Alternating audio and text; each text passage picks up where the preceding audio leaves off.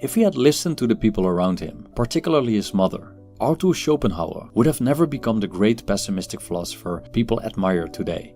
His mother criticized his pessimistic worldview, and once she wrote that he was irritating and unbearable and highly annoying.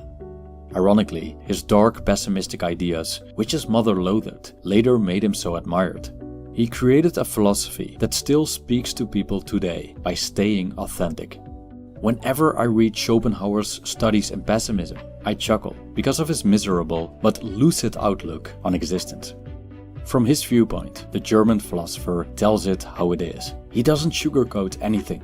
He rationally explains why the world is despicable and why we'd be better off not existing. Similar to Buddhist views, Schopenhauer thought life is suffering. Because of this irrational driving force, which he called the will to live, we're doomed to experience an insatiable striving that often embodies desires that aren't very rational. One of these strivings is trying to be highly esteemed in the eyes of others, which Schopenhauer saw as a peculiar weakness of human nature. He pointed out that this tendency to care so much about other people's opinions brings more unhappiness than happiness.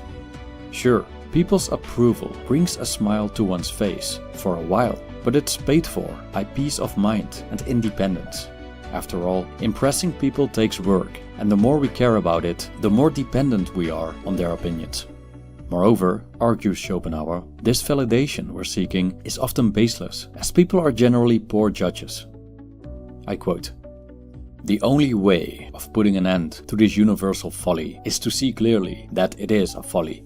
And this may be done by recognizing the fact that most of the opinions in men's heads are apt to be false, perverse, erroneous, and absurd, and so in themselves unworthy of attention. Further, that other people's opinions can have very little real and positive influence upon us in most of the circumstances and affairs of life." End quote. Now let's move on to the next